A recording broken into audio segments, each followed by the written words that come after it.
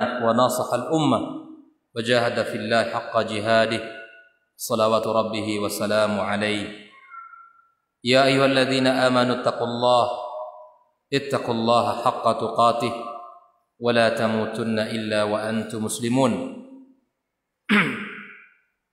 يا أيها الذين آمنوا اتقوا الله وقولوا قولا سديدا يصلح لكم أعمالكم ويغفر لكم ذنوبكم ومن يطع الله ورسوله فقد فاز فوزا عظيما معاشر الحاضرين والحاضرات من المسلمين والmuslimat hafizakumullah wa ra'akum.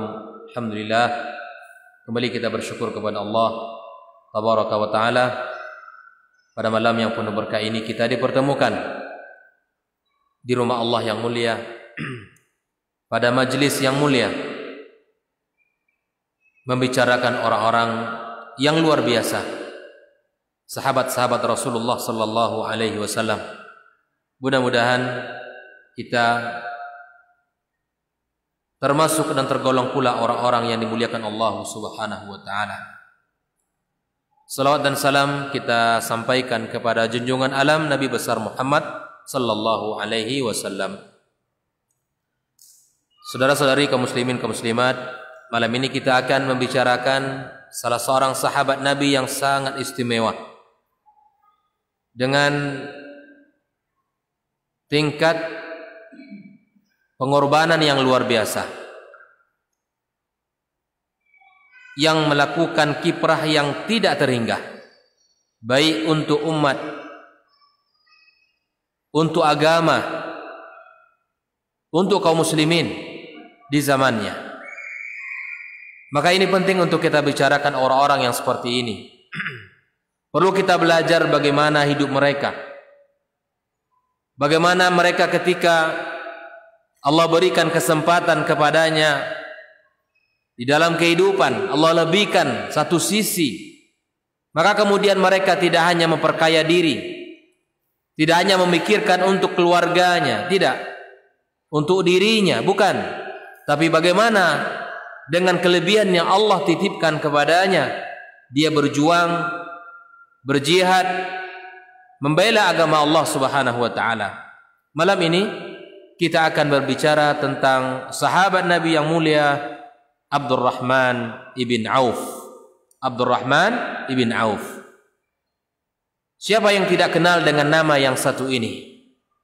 Nama yang sangat luar biasa, dengan kekayaan, harta yang melimpah ruah, namun dia orang yang sangat dermawan. Maka sebelum kita berbicara tentang kelebihan bagaimana beliau dalam kehidupan, kita melihat bagaimana keluarga dan bagaimana keturunan daripada Abdurrahman ibn Auf ini. Yang pertama adalah nama beliau Abdurrahman ibnu Aufin ibn Abdi Aufin ibn al-Harith.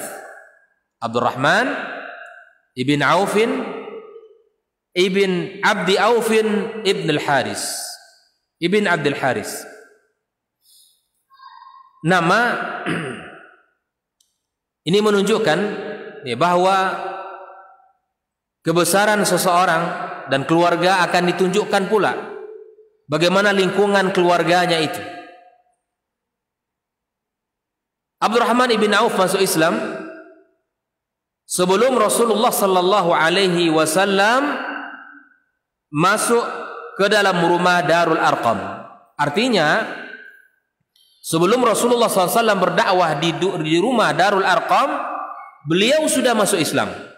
Beliau telah beriman kepada Allah dan Rasulnya sallallahu alaihi wasallam. Makanya disebut dengan as-sabiqin al-awwalin, orang-orang yang awal-awal masuk Islam, orang-orang yang mengimani Allah dan Rasulnya, termasuk dalam garda terdepan meyakini risalah Rasulullah sallallahu alaihi wasallam. Wa hajara ila ardil Habasyah al-hijrataini. Abdurrahman ibn Auf melakukan hijrah 2 kali. Artinya hijrah ke Al-Habasyah yang pertama juga ikut bersama kaum muslimin. Dan hijrah yang kedua adalah hijrah ke mana? Ke kota Madinah. Beliau ikut dalam dua kelompok hijrah yang ada di dalam sejarah Islam. Wa syahidal masyahid kullaha. Beliau ikut bersama Rasulullah dalam peperangan bersama Rasulullah sallallahu alaihi wasallam dalam setiap peperangan. Membersamai Rasulullah, ikut dengan Nabi sallallahu alaihi wasallam. Wa sabata ma'a Rasulillah sallallahu alaihi wasallam fi yaumi Uhud. Beliau ikut bersama Rasulullah sallallahu alaihi wasallam, berjuang bersama Rasulullah di perang Uhud. Kita ketahui semua kaum muslimin, kaum muslimat, bahwa di perang Uhud bukanlah perang yang sembarangan, di mana kaum muslimin mengalami kekalahan. Betapa ketika perintah Rasulullah sallallahu alaihi wasallam diselisihi oleh sebagian para sahabat yang diamanahi untuk tidak turun dari Jabal Rumat. Jabal Rumat itu adalah tempat di mana para sahabat yang ahli dalam memanah mereka tidak boleh turun. Ditunjuk oleh Rasulullah sallallahu alaihi wasallam. Rasul berpesan, apapun kondisi kita kaum muslimin dalam keadaan menang sekalipun, kalian yang di atas sana tak boleh turun. Pertempuran dimulai, kaum muslimin Masya Allah memukul mundur musuh dengan telak. Kufar Quraisy kocar-kacir dan mereka lari semuanya. Coba lihat. Tapi ketika subhanallah ghanimah sudah mulai kelihatan dan para sahabat terus menyerang dengan habis-habisan, kufar Quraisy mereka mundur jauh ke belakang. Maka kemudian disitulah ujian tiba. Sementara Khalid bin Walid yang siap untuk membawa pasukan berkudanya, lalu kemudian setelah mereka ada yang turun, disitulah kaum muslimin digempur habis-habisan. Bahkan Rasulullah sallallahu alaihi wasallam mendapatkan luka yang tidak sederhana, dan bahkan Abdurrahman juga demikian. Bahkan saking banyaknya luka beliau di perang Uhud ini, ya, sampai beliau berjalan itu tidak lagi lurus. Saking banyak lukanya, saking banyak luka yang ada pada tubuh beliau. Maka kemudian dia tetap kokoh bersama Rasulullah SAW dan tidak goyah dengan kondisi yang ada. Dan di antara keutamaan beliau, wa shalla Rasulullah sallallahu alaihi wasallam khalfahu fi ghazwati Tabuk. Pada perang Tabuk, Nabi sallallahu alaihi wasallam menjadi makmum di belakang Abdurrahman. Ini tidak semua para sahabat, tidak semua sahabat mendapatkan keutamaan ini. Wa huwa ahadul 'ashar al-mubasysyirin bil jannah. Dia termasuk dari 10 sahabat yang mendapatkan kabar gembira dijamin masuk dia. Masuklah dari 10 sahabat itu. Wa ahadus sittah ahlus syura. Dia termasuk 6 orang yang menentukan kepemimpinan setelah Umar. Umar menunjuk 6 orang sahabat Nabi yang bermusyawarah untuk menentukan siapa orang yang akan melanjutkan khilafah setelah Umar bin Khattab radhiyallahu taala anhu. Salah satunya adalah beliau Abdurrahman ibn Auf, yang dia sangat memiliki andil untuk memilih Utsman ibn Affan radhiyallahu taala anhu untuk melanjutkan kekhalifahan.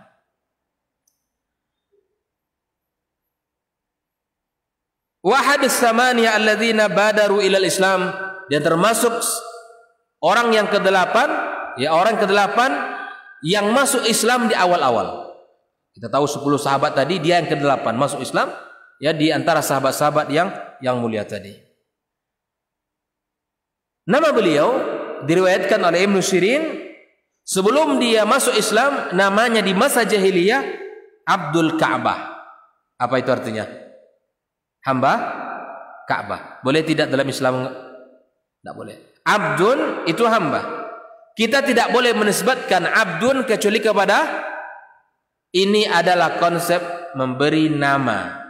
Di abdun itu hamba, tidak boleh kita sandarkan kecuali kepada nama Allah.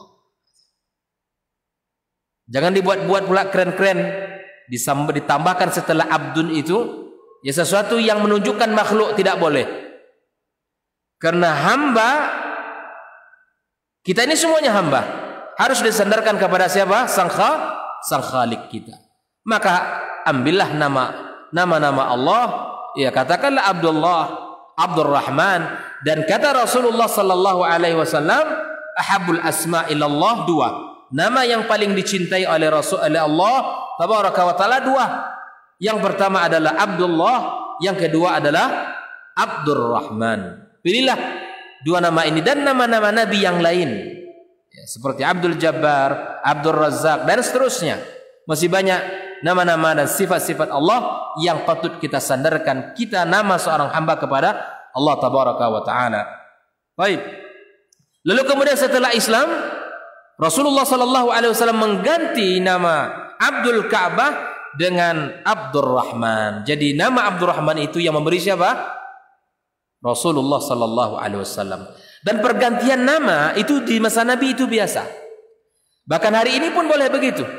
Kalau mungkin dulu nama kita dikasih orang tua kita ya dengan nama ya mungkin sebutan yang tidak memiliki makna. Ya, setelah kita ngaji, tahu kita arti nama itu adalah sebuah doa, maka kemudian kita boleh menggantinya, boleh kita menggantinya, walaupun kita tidak perlu mengganti di akte kelahiran dan seterusnya. Nama sebutan kita, ya boleh kita memakai nama baru kita, boleh. Bahkan Nabi SAW ya mengganti nama para sahabat. Ketika berkenalan dengan sahabat Nabi, dia ngelihat, siapa namamu? Huzun. Apa artinya? Bersedih. Maka Nabi ganti dengan nama yang lain. Ketika mengurus sebuah pekerjaan pun Nabi melihat nama. Nama apa? Ini nama bukan berarti tidak ada makna, bukan. Nama di dalam Islam memiliki makna yang luar biasa. Maka belilah nama anak-anak kita dengan harapan dia nanti di masa yang akan datang ya sesuai dengan karakter nama yang kita inginkan. Kita berharap kebesaran dari nama yang dia berikan kepadanya. Berharap kebaikan nanti di masa yang akan datang pada anak kita sesuai dengan nama yang kita berikan kepadanya. Suatu ketika Rasulullah SAW mengganti, ya ketika itu Nabi mengatakan siapa yang akan memeras susu hewan ternak ini, seekor onta yang siap dikeluarkan susunya. Kemudian sahabat-sahabat yang lain menunjuk, saya Rasulullah SAW. Dia berkatakan, saya yang siap untuk melakukannya. Ada yang mengatakan, siapa nama kamu? Harb. Harbun artinya berperang. Tidak cocok kamu melakukan itu. Tanya lagi, siapa nama kamu? Mur. Apa itu? Artinya pahit. Enggak cocok kamu untuk memerah susu itu. Lalu kemudian Nabi SAW memilih nama sahabat yang lain yang cocok untuk memerah susunya. Kemudian begitulah Nabi memperhatikan nama. Maka kemudian nama Abdurrahman ibn Auf ya diberi oleh Nabi kita sallallahu alaihi wasallam. Ini pemberian Nabi ini. Baik, kita lihat kelebihan-kelebihan beliau ini dari Bani Zuhra, Az-Zuhri ya, dari Bani Zuhra. Di kalau Quraisy itu banyak ya, bangsa Quraisy itu banyak suku-sukunya. Kalau Nabi kita apa kabilahnya? Dia Quraisy memang. Ini Quraisy itu Pak ya. Jadi jangan salah kita, Quraisy itu besar ya, kabilah, dan nanti ada lagi pecahan-pecahannya. Di antaranya Zuhri ini, Bani Zuhra, dia bagian dari Quraisy. Nabi kita sallallahu alaihi wasallam dari Bani Hashim. Itu Quraisy itu. Abdurrahman juga dari Quraisy, tapi sukunya apa? Pecahannya adalah Zuhra, Bani Zuhra. Ada lagi di suku Quraisy itu, kabilah yang besar, Bani yang besar, keturunan besar itu Bani Makhzum. Bani Makhzum. Ada Bani Abdi Manaf. Itu Utsman ibn Affan radhiyallahu taala anhu. Kalau Umar itu dari Bani Adi. Bani Adi ya. Abu Bakar As-Siddiq At-Taimi dari Bani At-Taimi. Jadi memang kalau belajar tentang nasab itu subhanallah Pak. Tapi ilmu nasab hari ini tidak dipelajari lagi Pak. Termasuk di generasi kita tidak dipelajari. Padahal ketika kita belajar tentang nasab, kita akan tahu bagaimana kebesaran suku ini dan bagaimana karya-karya besarnya. Coba lihat. Bani At-Taimi bukan termasuk dari bangsa Quraisy yang memiliki kekuatan, tidak. Di antara bangsa Quraisy yang hebat itu Bani Makhzum, Hashim. Makanya di antara yang terkenal dari Bani Makhzum, ya, itu adalah Abu Lahab yang dia menentang syariat Nabi sallallahu alaihi wasallam. Karena memang dia katakan kita sama-sama levelnya. Suku Quraisy yang hebat-hebat. At-Taimi tidak. Tetapi subhanallah, begitulah Islam. Islam tidak menonjolkan kesukuan. Ketika Rasulullah sallallahu alaihi wasallam wafat, siapa yang menggantikannya dalam kekhalifahan melanjutkan risalah Rasulullah? Abu Bakar As-Siddiq. Padahal beliau dari bangsa Quraisy yang bukan levelnya tinggi. Tidak seperti Hashim. Coba lihat.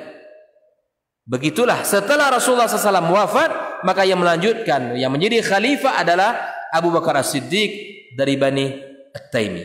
Taimi sukunya. Baik.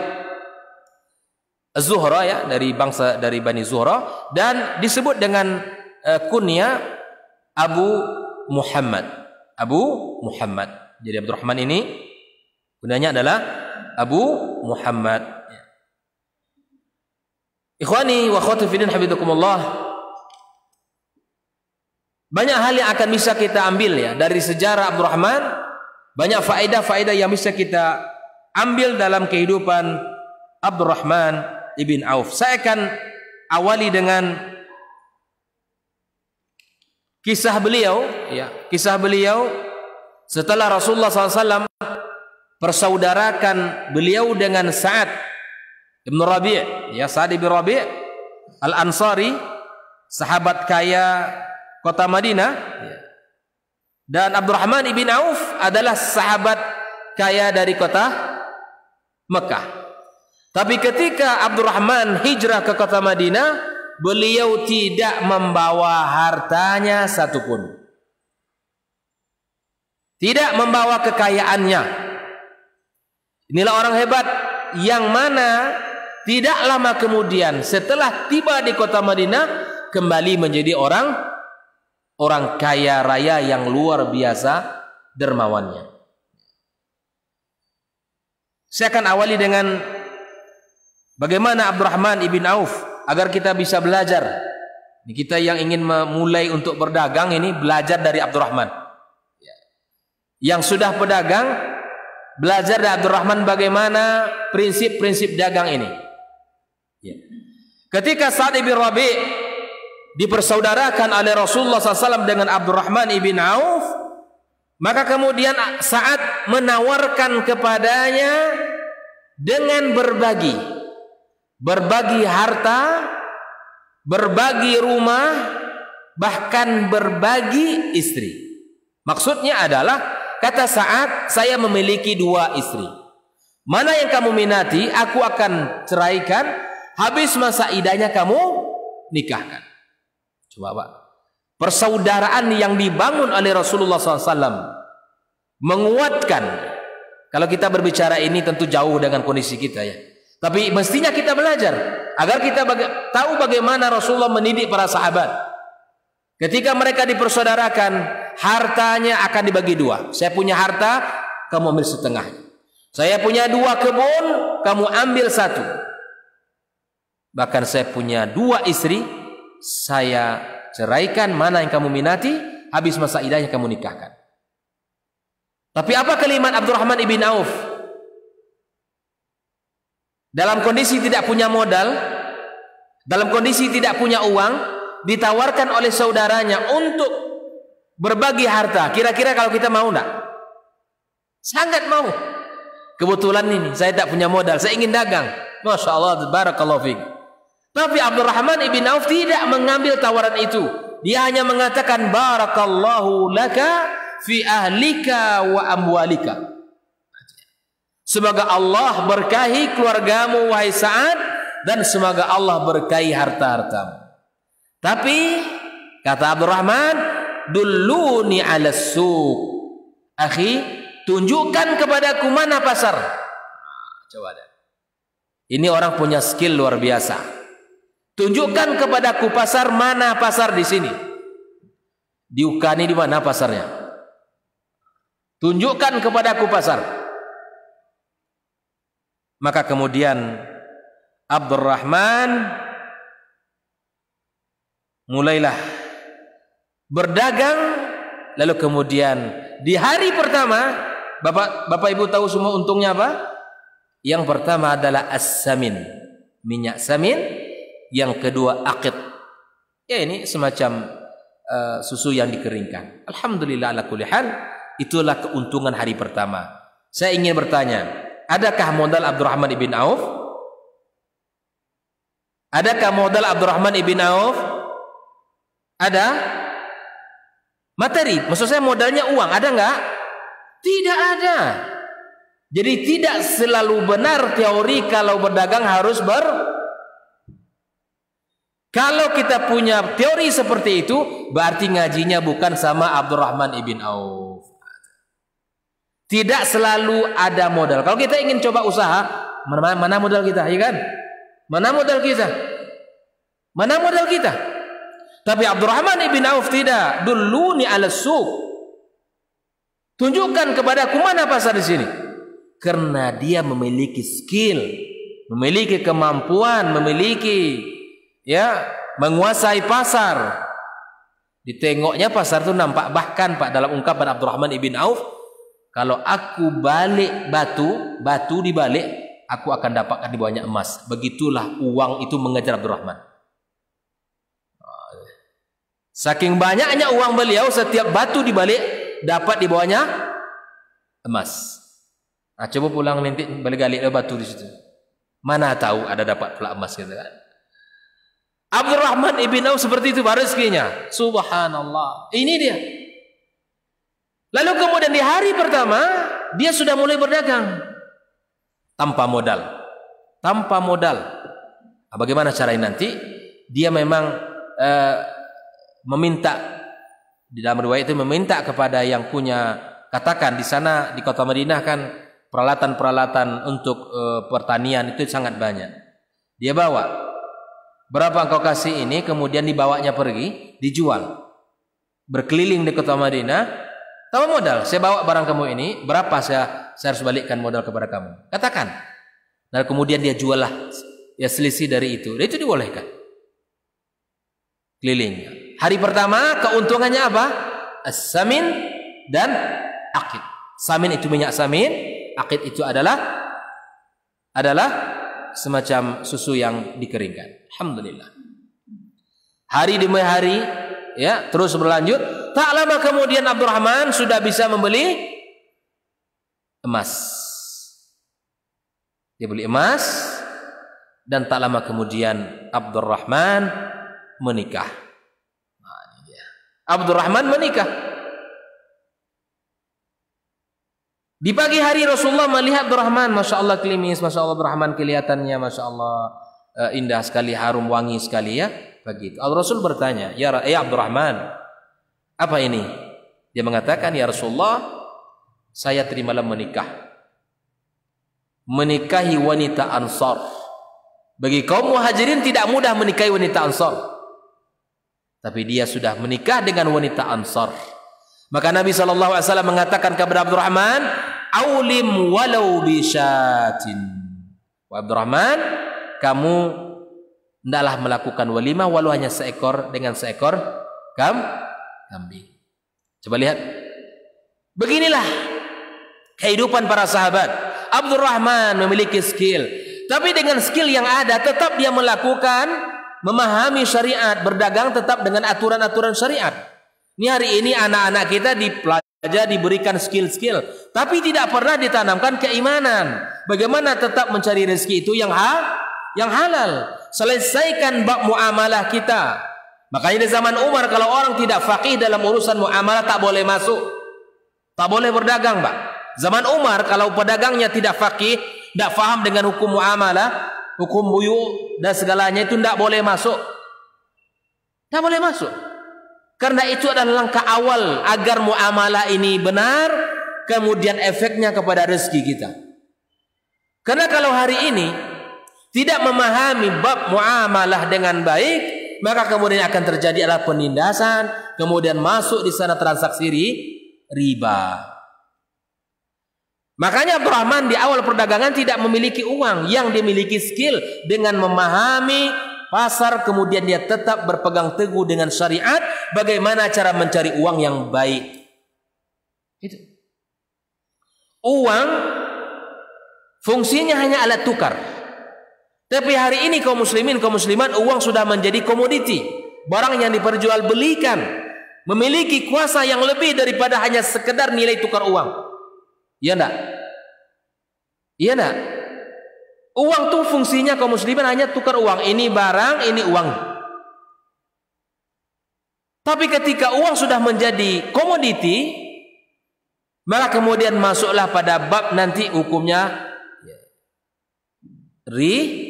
riba. Masuk.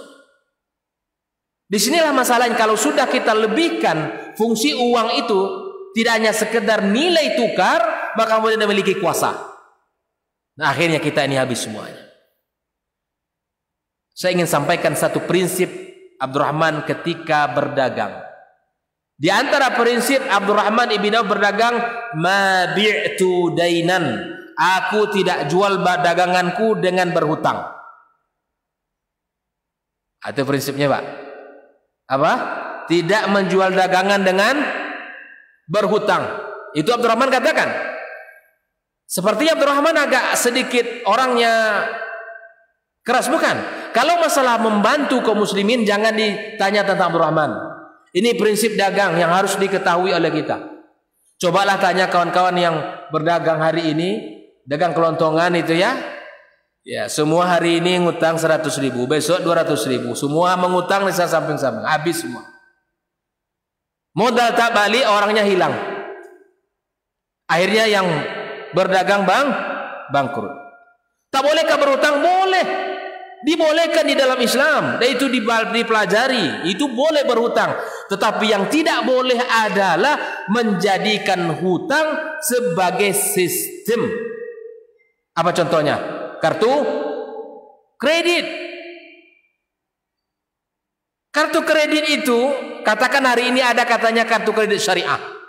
Di mana letak syariahnya kartu kredit? Itu.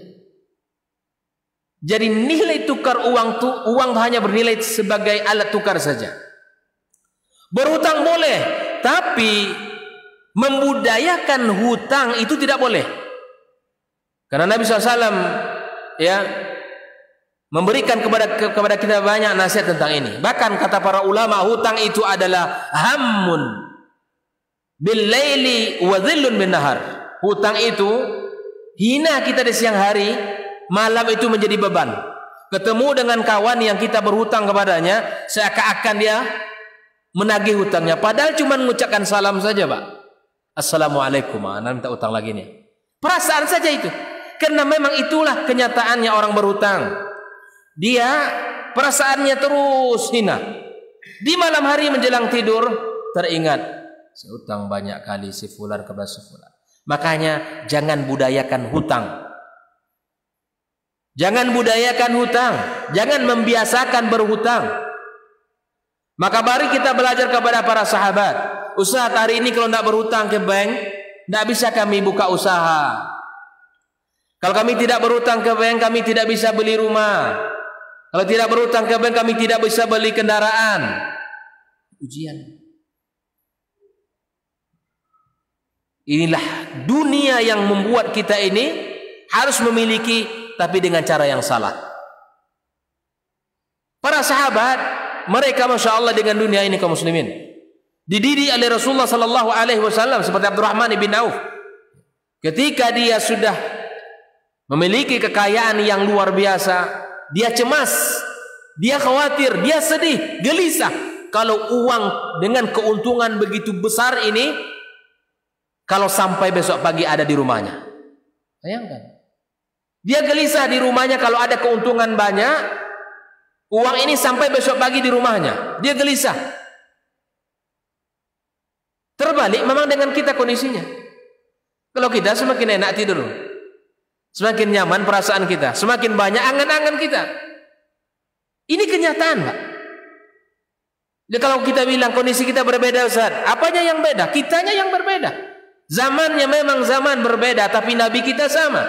Nabi Muhammad sallallahu alaihi wasallam, kitab suci kita sama, Al-Quran, kiblat kita sama.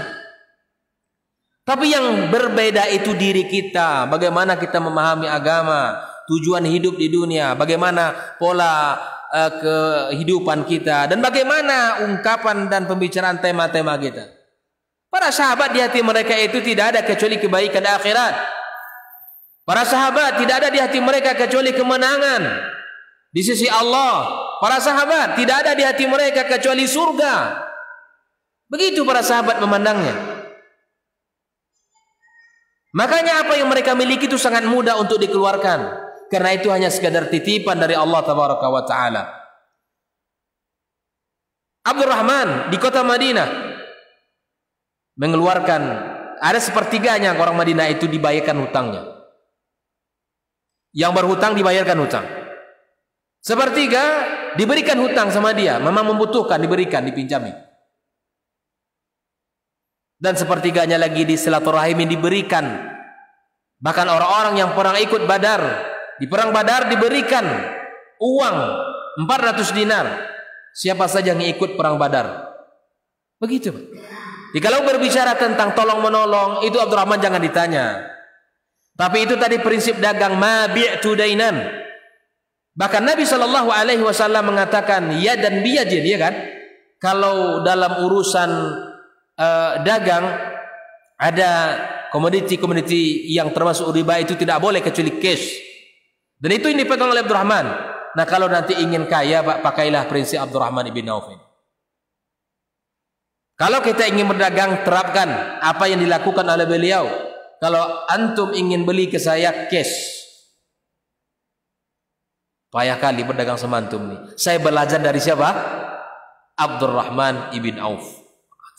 Tapi kalau sudah kaya jangan lupa. Kalau kita sudah kaya jangan lupa agama Allah, jangan lupa dakwah, jangan lupa ya perjuangan. Tetap lakukan juga seperti apa yang dilakukan Abdurrahman, memberikan hartanya di jalan Allah tabaraka wa taala. Makanya Rasulullah sallallahu alaihi wasallam mendoakan beliau, Allahumma ski Abdurrahman ibn Auf min salsabilil jannah. Ya Allah, berikanlah kepada Abdurrahman minuman dari mata air surga. Ya Allah. Siapa yang mendoakannya? Rasulullah sallallahu alaihi wasallam. Begitulah Nabi SAW memberikan apresiasi kepada para sahabatnya yang telah berjuang, yang telah mendedikasikan diri mereka, harta mereka, jiwa mereka untuk agama Allah tabaraka wa taala. Abdurrahman ibn Auf, dia ketika sampai di kota Madinah, maka dia minta adalah pasar. Ini banyak semangat seharusnya yang kita ambil dari kata-kata dulluni ala suq. Maka kita perlu menyiapkan anak kita dengan skill, Pak. Ini terkadang hari ini, masya Allah, anak-anak kita ya kuliahnya sudah selesai, ya kan, sehat badannya, bahkan banyak sudah bekerja, tapi terkadang kita tidak memberikan ruang kepadanya untuk melengkapi separuh agamanya. Saya tahu di sebagian orang tua berharap anaknya harus balas jasa dulu, membalikkan dulu modal-modal yang telah dikeluarkan oleh orang tuanya selama ini. Abdurrahman, tiru dia. Kalau kita sudah punya usaha, kemudian punya penghasilan, maka anak kita kalau kita didik di kemudian hari, maka kemudian udah, kalau seandainya ingin menikah silakan. Karena itu akan menjaga agamanya, akan menjaga kesuciannya. Kaum muslimin, kaum muslimat rahimakumullah. Banyak semangat yang mesti kita bangun dari kata-kata dulluni ala suq ini. Semangat untuk bertijarah, tetapi dalam tatanan halal dan haram yang mesti terjaga. Karena halal itu akan menentukan efek keberkahan dari rezeki. Makanya orang tua hari ini kalau kita mencari rezeki, maka putuskan pada perkara yang halal, jauhkan pada perkara yang syubhat ataupun yang haram. Tinggalkan itu. Para sahabat tidak mau. Agama kita melarang. Agama kita melarang. Itu perkara yang harus kita tinggalkan. Oleh itu ikhwani hafizakumullah, beginilah Rasulullah SAW mendidik para sahabatnya baina dunia wal akhirah. Antara dunia ini dengan akhirat itu mereka Masya Allah memiliki konsep hidup yang jelas. Famalakud daraini, para sahabat memiliki dunia dan akhirat. Abdurrahman memiliki dunia dan akhirat. Tapi kita belum tentu dunia, juga belum pasti akhiratnya. Innal ladzina 'ashu fi hadhil hayat kusala, orang yang hidup di zaman ini dengan malas. Wa maradu 'alal batala wa tasawwul, mereka ini masuk kepada orang-orang yang malas, yang nanti generasi mengatakan nanti dan nanti. Irtakabu jinayatan fi haqqi anfusihim wa auladihim, orang-orang yang malas bergerak, yang malas untuk melakukan pekerjaan, maka dia sungguh telah mengkhianati dirinya dan anak-anaknya. Mohon maaf ya, terkadang yang di simpang-simpang itu ya, dalam secara aturan negara kita itu boleh apa tidak itu dibantu? Tidak boleh.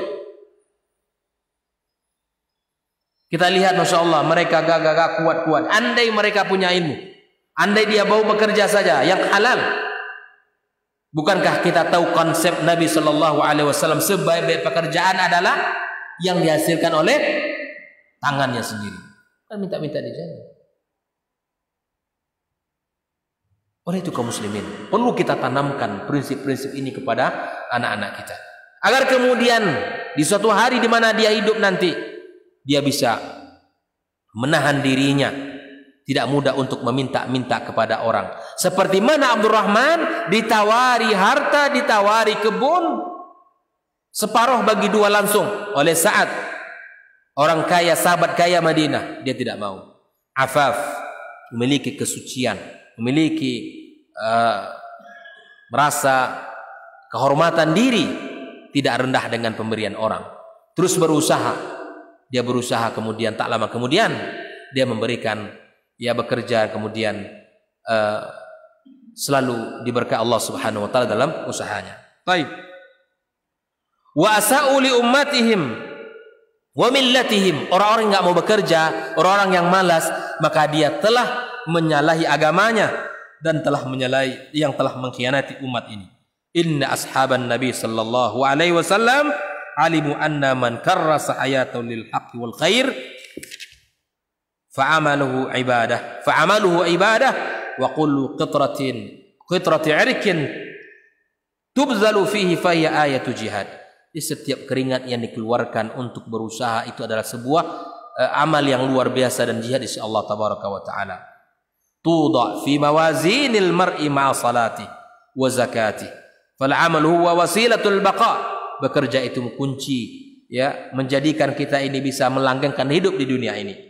Wal wasila tattabi'il ghayah fi syarafiha wa khissatiha. Maka agar kita mendapatkan kemuliaan di dunia ini, maka lakukanlah pekerjaan-pekerjaan yang mengangkat derajat kita di sisi Allah tabaraka wa taala.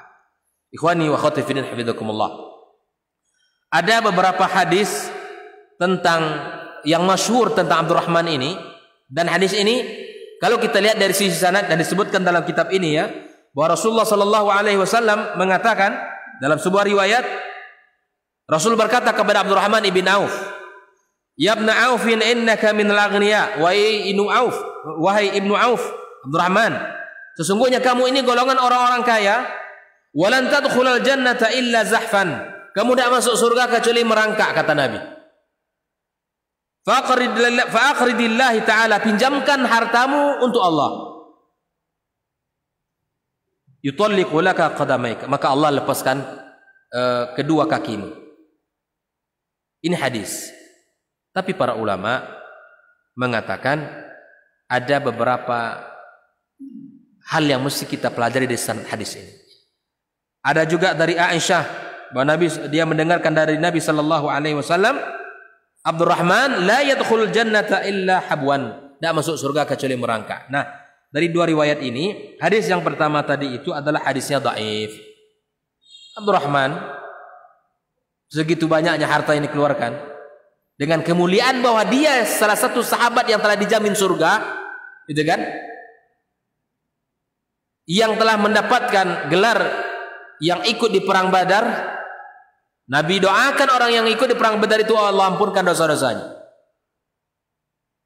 Jangan terkecoh kita dengan hadis riwayat yang satu ini. Jadi kalau ada orang yang mengatakan Abdurrahman itu masuk surganya merangkak, sekaliber Abdurrahman masuknya merangkak, kalau kita gimana? Maka hadis ini hadis dhaif. Dan yang keduanya riwayat Aisyah itu hadisnya hadis mungkar. Nah, bisa kita jadikan patokan tentang Abdurrahman ibn Auf, bagaimana dia masuk surganya. Abdurrahman, sekali lagi saya katakan, manusia istimewa, orang yang luar biasa, orang yang sangat dermawan, orang yang sangat bersungguh-sungguh dalam memperjuangkan agama Allah tabaraka wa taala. Jadi hadis yang pertama itu hadisnya dhaif, yang kedua itu hadisnya mungkar. Azan. Baik. Azan.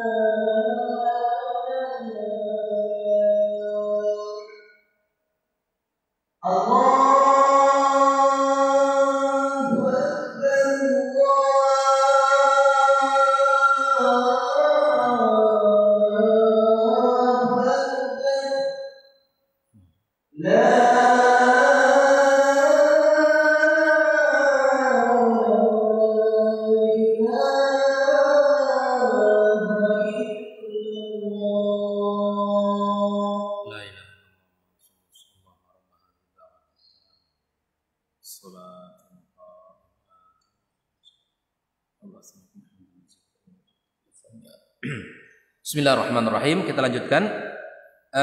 Di antara akhlak dan ketakwaan daripada Abdurrahman ibn Auf, ya, takutnya beliau kepada Allah tabaraka wa taala, seperti yang diceritakan oleh Sa'ad ibn Ibrahim an abihi anna Abdurrahman ibn Auf radhiyallahu taala an utiya bi ta'amin wa kana sha'iman. Beliau dihidangkan makanan dan ketika itu beliau sedang berpuasa. Dia melihat kepada makanan itu bukan sekedar menikmati, Masya Allah enaknya makan, bukan. Tapi dia melihat dengan mata iman. Kata beliau, qutila Mus'ab ibn Umair. Mus'ab ibn Umair meninggal radhiyallahu ta'ala anhu wa huwa khairun minni. Dia lebih baik daripada aku, kata Abdurrahman. Kuffina bi burdah. Beliau dikafankan dengan kain burdah. Kalau ditutup kepalanya, nampak kakinya. Ditarik dari sisi kakinya, nampak kepalanya. Itulah cuma yang penutup kakinya, yang mengkafankan, kain yang dijadikan kafannya. Hamzah juga demikian, kata Abdurrahman.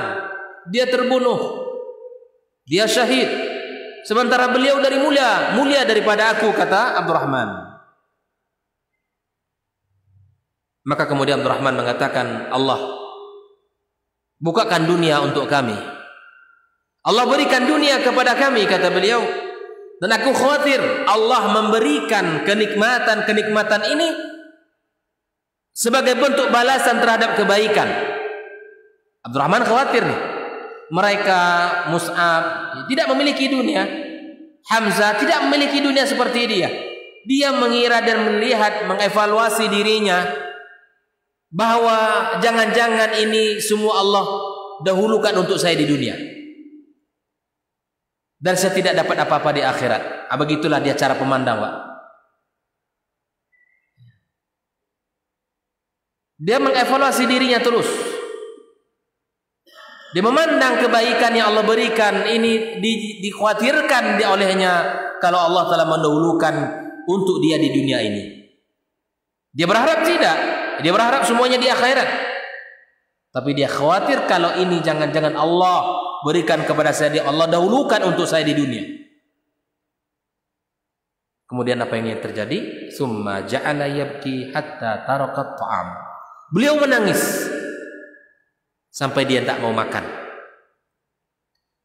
Muhasabahnya para sahabat. Muhasabahnya mereka begitu. Dia menganggap itu semuanya kecil. Maka itu jadikanlah dunia jangan di hati kita. Jangan diberikan ruang di relung hati-hati kita, jangan. Tapi paling tinggi jadikan dunia di dalam perut kita. Dunia,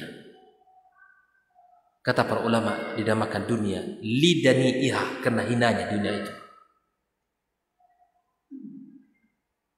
Tapi kenapa dunia ini menjadi ukuran bagi kita kemuliaan seseorang hari ini?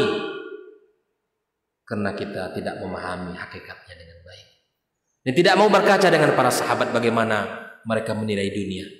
Rasulullah sallallahu alaihi wasallam mengajarkan kepada para sahabatnya bagaimana cara memandang dunia dengan baik. Ikhwani wa akhwati fillah, hafizakumullah. Abdurrahman ibn Auf, ya, disebutkan ketika di kota Madinah, beliau berinfak, memberikan hartanya, separuh hartanya. Tasaddaq Abdurrahman ibn Auf bi syatri mali, separuh hartanya. Berapa? 4,000 dinar, 4.000 dinar. 1 dinar berapa? Kisarannya 3,5 juta sampai 4 juta hari ini. 1 dinar kali 4.000 berapa, Pak Anand? 4 berapa M?